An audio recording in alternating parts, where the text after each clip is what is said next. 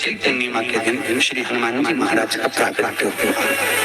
सम्मुख में मेरा काल अधिपति जटाधारी मुकुटधारी चंद्रधारी त्रिपुंडधारी त्रिशूलधारी मेरा शिव प्रकट हो गया।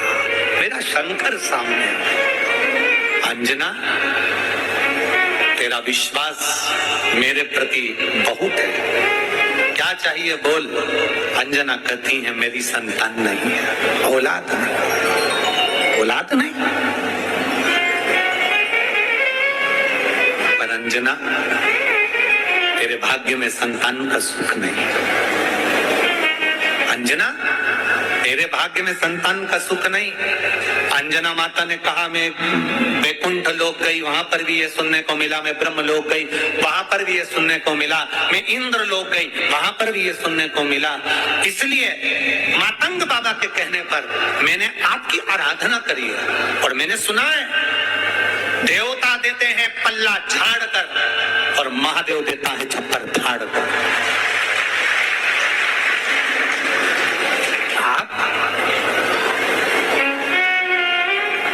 मुझे दोगे, ये मेरा विश्वास करता है, भरोसा करता है, मेरा भरोसा करता है, आप दोगे। और शिव जी कभी थोड़ा बहुत नहीं देते। भगवान कृष्ण के घर में जब औलाद नहीं हुई, भगवान कृष्ण के घर में जब संतान नहीं हुई, तब गर्गाचार्य बाबा के कहने पर अपनी रानियों के साथ बैठकर 11-11 दिन तक अनुष्ठान करे तो भगवान शंकर ने एक एक रानी को 11-11 संतान दी। भगवान कृष्ण की 16,108 रानी की यहाँ 11-11 संतान हुई। 10 छोरे 1 छोरी, तो 1,77,186 भगवान कृष्ण के घर में बच्चे हुए। अब अंजना माता को भगवान अंजना जी कह रही हैं, प्रभु ब्रह्मा जी ने मना करा, सब ने मना करा, पर मेरा विश्वास करता है, मेरे गुरु ने कहा है कि आप भाग्य को भी पलट देते हो और आप जो देते हो छप्पर फाड़ कर देते हो। शंकर भगवान ने कहा अंजना तू चिंता मत कर, तू इतना विश्वास रखती है ना, अपने गुरु के वचन पर तूने विश्वास करा। शिव महापुराण के वचन पर जो विश्वास करता है, शंकर भगवान की बताई हुई बात पर जो विश्वास करता है, शिव पुराण के वचन पर जो विश्वास करता है। कई लोग ऐसे भी मिलेंगे, सुन लेते हैं हाँ क्या होगा जल चढ़ाने से, क्या होगा बेलपत्री के नीचे जाने से, क्या होगा बेलपत्री के नीचे दिया लगाने से, क्या होगा शंकर भगवान को बेलपत्री पर शहद लगाकर चढ़ाने से, क्या होगा चावल का दाना चढ़ाने से, क्या होगा दुर्वा चढ़ाने से। ये पत्र आधे से ज्यादा तो हम पढ़ भी नहीं पाते और आपके ही नगर के पत्र आपको ही छोड़कर जाएंगे। कभी इनका स्मरण करिएगा कि क्या होता है शंकर की कथा पर विश्वास करने पर शिव क्या दे देता है। ये अंजना माता से भगवान शंकर कह रहे हैं तुमने मातंग ऋषि का कहना माना, इसलिए तुम्हारे यहाँ संतान जरूर होगी। मैं स्वयं अपने तेज को पवन देव के माध्यम से तुम्हारे गर्भ में भेजूंगा और तुम्हारे गर्भ से जो संतान उत्पन्न होगी उसका नाम हनुमान होगा। अंजना सुनो, अंजना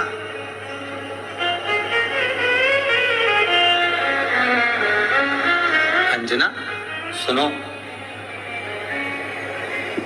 प्रथम बार में तुमने मुझको एक भोग ला कर दिया,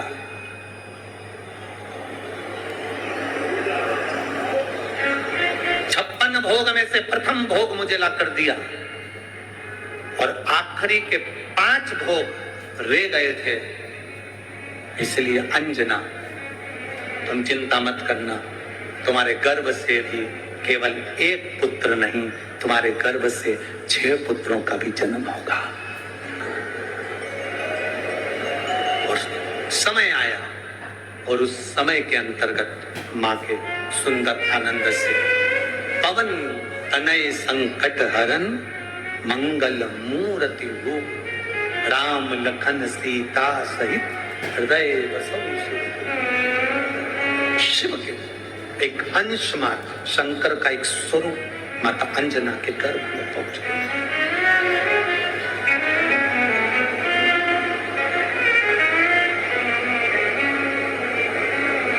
बस इस हृदय को, इस दिल को, इस मन को शिवालय तक ले जाना है।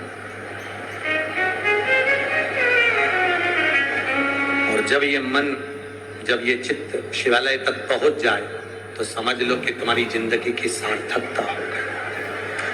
सार्थकता है तुम्हारे जीवन की।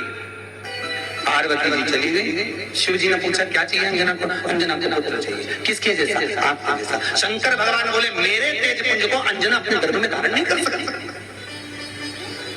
इसलिए उस तेज पुंज को पवन देवता लेकर जरूर जाएंगे, पर तेज पुंज खंडित हो उससे एक भाग नहीं 6 पुत्रों का जन्म होगा। तो माता अंजना के गर्भ में जब भगवान शिव स्वयं जाकर विराजमान हुए, शंकर के 6 स्वरूप सबसे पहले पूर्णिमा के दिन, चैत्री पूर्णिमा के दिन श्री हनुमान जी महाराज का प्रागट्य हुआ। फिर गतिमान, रतिमान, मतिमान, कैतुमान, रतिमान, ऐसे हनुमान जी के 5 भाई और जन्म, तो 6 भाइयों का जन्म हुआ है। 6 भाई भगवान का कम नहीं मिलता। और आज भी नियम है हमारा, जिसकी फैक्ट्री नहीं चलती हो, प्रॉपर्टी की आप खरीदारी बेचादारी करते हो, प्रॉपर्टी से जुड़ा हुआ काम करते हो, या लोहे से जुड़ा हुआ करते हो, या फैक्ट्री आदि का कर्म करते हो, कोई मैन्युफैक्चरिंग करते हो, वो नहीं चल रहा, तो हनुमान जी के उल्टे पांव का सिंदूर लीजिए और हनुमान जी के दूसरे नंबर के भाई गतिमान का नाम लीजिए। किसका नाम लेना है? गतिमान। गतिमान का नाम लेकर फैक्ट्री के बाहर या फैक्ट्री पर एक स्वस्तिक का निर्माण कर दीजिए, हनुमान जी के उल्टे पांव के सिंदूर और गतिमान का नाम लेकर। कभी आपकी फैक्ट्री कोई काम नहीं निकालेगी, उन्नति की ओर ही लेकर जाएगी, कभी घाटे की ओर नहीं जाएगी। गतिमान, गतिमान, केतुमान, मतिमान, ये जितने भी नाम है हनुमान जी के भाइयों के, ये सब कल्याण करते हैं। एक एक नाम कल्याण करते हमारे, एक एक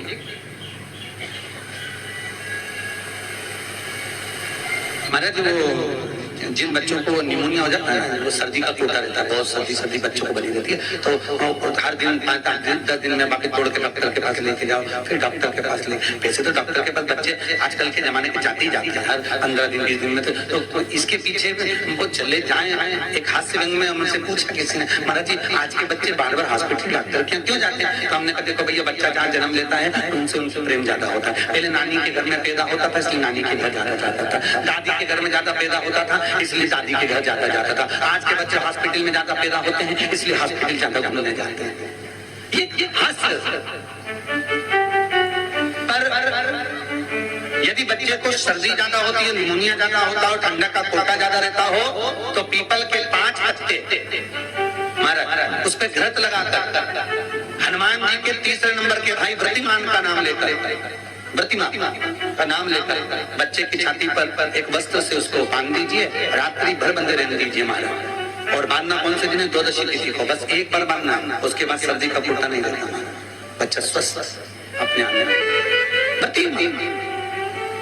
हनुमान जी महाराज के जितने भी भाई हैं, सबका आनंद सुख चरणारविंद का सुख देने वाला भगवान श्री हनुमान जी महाराज चैत्र की पूर्णिमा के दिन प्रकट होते हैं। महाराज पवन तनय संकट हरन मंगल मूर्त रूप, राम लखन सीता सहित हृदय बसौ सुर।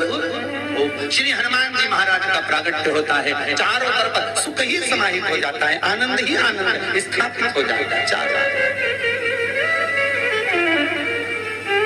अब दोनों में अंतर देखिए। हनुमान जी की जब स्तुति गाई जाती है तो बोला जाता है विद्यावान गुणी अति चातुर। फिर से बोलो एक बार लाइन, विद्यावान गुणी अति चातुर। हनुमान जी विद्यावान थे और लंका का राजा रावण विद्वान। क्या था? जम के बोलो विद्वान, ये विद्यावान, वो विद्वान। तो एक प्रश्न सामने खड़ा होता है कि विद्यावान और विद्वान में क्या अंतर है? रावण विद्वान, तो दोनों में अंतर क्या है? विद्वान ये भी विद्वत्ता से वो भी पढ़ा लिखा, ये नहीं पढ़ा। अष्ट सिद्धि नवनिधि उनके पास में, तो फिर अंतर क्या है? तो शिव महापुराण की कथा कहती है जिस व्यक्ति को पढ़ कर विद्या अर्जन कर खूब पढ़ाई करते अच्छा पद जब मिल जाता है और उसको जब अहंकार आ जाता है तो वो विद्वान हो जाता है। और जिसको पढ़ कर खूब अच्छी सिंहासन भी मिल गया, उसके बाद भी उसका चित्त वृत्ति नम्र होता चले जाता है तो वो विद्यावान हो गया। विद्वान में अहंकार है, विद्यावान में नम्रता है। बहुत ध्यान देना हमारा। कई लोगों को पढ़े लिखे थे अब टूटे बन के हमारे बराबर कोई अहंकार आ गया, मतलब तुम विद्वान हो, बहुत विद्वान हो, मना नहीं है, तुम्हारे में विद्वत्ता की कमी नहीं है, सारे वेद पुराण शास्त्र सब तुम्हारे में भरे हुए हैं, सारी पढ़ाई लिखाई तुम्हें भरी हुई है, तुम बहुत विद्वान हो। पर विद्वत्ता अहंकार को लेकर जाती है और विद्यावान का जो विद्या को ग्रहण करता है उसके भीतर नम्रता आती चली जाती है। नम्रता, कोई व्यक्ति ऐसा होता है जिसके पास भगवान पैसा खूब देता है उसको नम्रता देता है, खूब नम्रता, इतना प्रेम से बोलेगा, इतना मीठा बोलेगा, और बोले साहब और मेरे लिए भी सेवा हो तो बता दो, और बोलिए साहब, इतनी नम्रता। और किसी के पास में अहंकार इतना ज्यादा आ जाता है धन के साथ में कि वो किसी को गिनते ही नहीं, बिल्कुल ऐसा लगे जैसे भेरू पे सिंदूर चढ़ा, एकदम गिनते तो दोनों में अंतर है।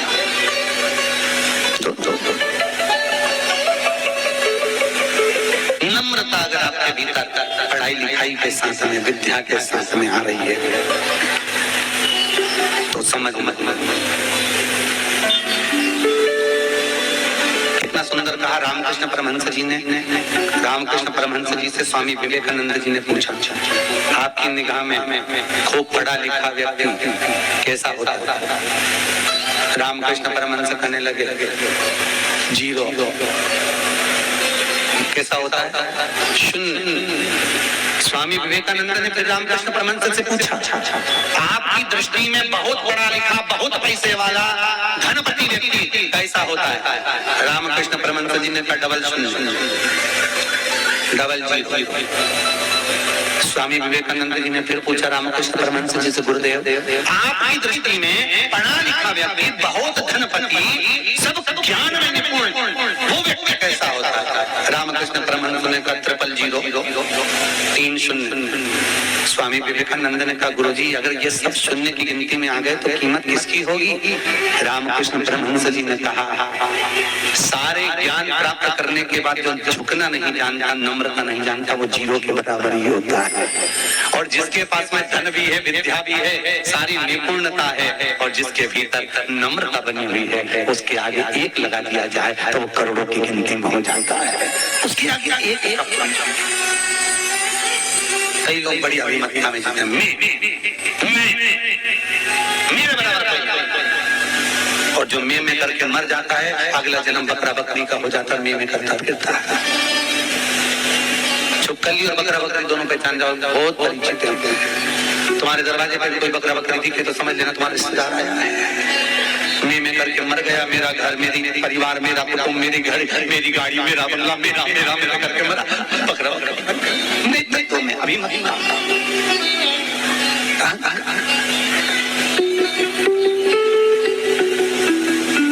गुरु नानक देव जी महाराज का शब्द याद करो, कुछ भी मेरा नहीं है, सब कुछ तेरा, सब कुछ तेरा। इसलिए बोले सोनिहाल सब कुछ तेरा है, हमारा कुछ है,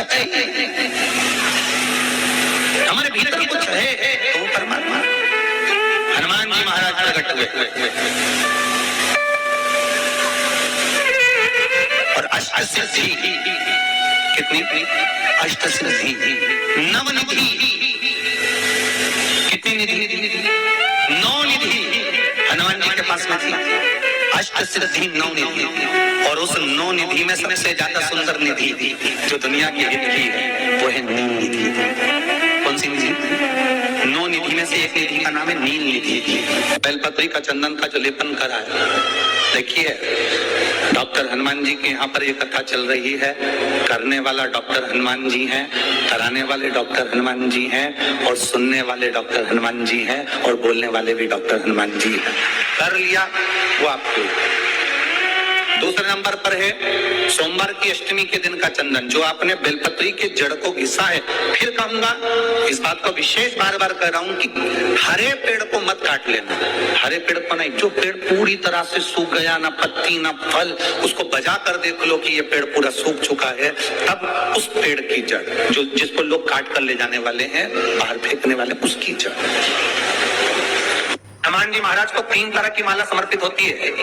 एक आकड़े के पत्ते की, दूसरी बेलपत्र के पत्ते की, तीसरी पीपल के पत्ते की। ये 3 तरह की माला जब शंकर हनुमान जी महाराज को समर्पित होती है, जिस समय पर अगर व्यक्ति के जीवन में बहुत भारी रोग हो गया है, बहुत ज्यादा कष्ट हो गया है, कैंसर जैसी बीमारी भी अगर उसको घेर ली है और किडनी लीवर सब बेकार हो गया, तो निवेदन है पीपल के पत्ते की माला बनवाओ, 108 पत्ते की, और हनुमान चालीसा का हर पत्ते पर स्मरण करिए महाराज। आप हनुमान चालीसा पढ़ते जाओ, माला में गांठ लगाते जाइए, और वो माला जो व्यक्ति कैंसर से पीड़ित है, हाथ का स्पर्श कराइए और शंकर को चढ़ाइए।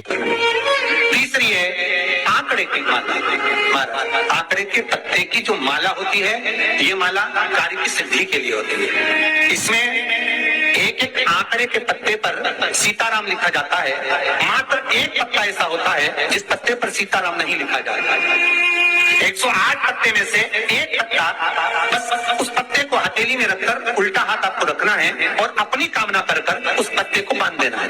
ये जरूरी नहीं है कि 25 के बाद बांधो, 50 के बाद बांधो या 100 के बाद बांधो, आपकी मर्जी पड़े। उस खाली पत्ते को कहीं पर भी बांध दीजिए और उस माला को अपनी कामना कर कर श्री हनुमान जी महाराज को समर्पित कर दीजिए महाराज। इसके लिए कोई तिथि, कोई दिन, कोई बार निश्चित नहीं है। बस ये माला जब हनुमान जी को चढ़ जाए, तब एक घी का और एक तेल का दिया हनुमान जी के सम्मुख में लंबी बाती का लगा देना महाराज। एक घी का एक तेल, और अपनी कामना कर कर आप कि वो कामना 2.5 महीना या 3 महीना, इससे ज्यादा नहीं जाएगा, वो कामना बाबा पूरी करेगा। क्योंकि शिव और हनुमान ये सब एक ही स्वरूप है। पीपल का एक पत्ता, उस पत्ते पर थोड़ा सा चावल, थोड़ा सा चावल, पूर्णिमा की रात्रि को अपने हाथ में लेकर, अपने नैनों से लगाकर, शरीर पर से स्वयं उतारकर उसको दरवाजे के पास रख दीजिए। पूर्णिमा की रात्रि को पूर्ण होने पर उस चावल को दूसरे दिन सूंघ कर बहते हुए पानी में डाल दीजिए। महाराज कितने भी रोग से ग्रसित हो गए, पीपल का एक पत्ता 52,000 ब्राह्मण की साक्षी कराता है महाराज। बहुत ध्यान देना, पीपल के वृक्ष में स्वयं नारायण का, मेरे कृष्ण का वास है। स्वयं भगवान गीता के अंतर्गत कहते हैं कि मैं पीपल, कोई व्यापार नहीं चलता हो, दिक्कत आ रही हो, तो हनुमान जी के दूसरे नंबर का भाई गतिमान का स्मरण करो। हनुमान जी के उल्टे पांव का सिंदूर लाकर गतिमान का नाम लेकर स्वस्तिक बना दिया जाए व्यापार वाली जगह पर, तो व्यापार अच्छा चलने लगता है महाराज। कोई व्यक्ति पैसा खा गया, नहीं दे रहा, बहुत परेशान हो गए, मांग मांग कर दे गए, नहीं दे रहा, हाथ जोड़ लिए, पांव जोड़ लिए, सब कुछ कर लिया, नहीं दे रहा, तो हनुमान जी के तीसरे नंबर का भाई रतिमान, रतिमान, रतिमान, रतिमान, रतिमान का नाम लीजिए। पीपल के पत्ते पर लाल सिंदूर से जो व्यक्ति पैसा लेकर गया उसका नाम लेकर बहते हुए पानी में रतिमान का नाम लेकर छोड़ दीजिए। 15 दिन में रतिमान ऐसी उतावली मानत मचाता है कि उसको हाथ जोड़कर वो खुद फोन लगाकर बोलता है, तेरा मैं पैसा लुटा दूंगा। रतिमान का स्मरण किया जाएगा। रतिमान, ध्यान दीजिएगा, पंचमुखी हनुमान का एक स्मरण, पंचमुखी हनुमान का एक भाव महाराज। जैसे बहुत ज्यादा तकलीफ अगर व्यक्ति को हो गई है, बहुत कष्टमय जीवन चल रहा है, हार गए हर जगह से और तकलीफमय जीवन चल रहा है, तो पंचमुखी हनुमान का एक शिव महापुराण का और स्कंद पुराण का एक बड़ा सुंदर मंत्र है। उस मंत्र को आप सब एक बार हमारे साथ में बोले, ओम नमो हनुमते रुद्र अवताराय सर्व शत्रु संहारणाय सर्व रोग हराय सर्व वशीकरणाय रामदूताय स्वाहा। बस इस मंत्र को हाथ में काली तिल लेकर, एक जौ लेकर और गूगल लेकर, थोड़ा सा उसमें गाय का घी डालकर, अंडे को या अग्नि को जलाकर इस मंत्र का 11 बार 21 बार जाप कर अपनी कामना कर छोड़ दीजिए।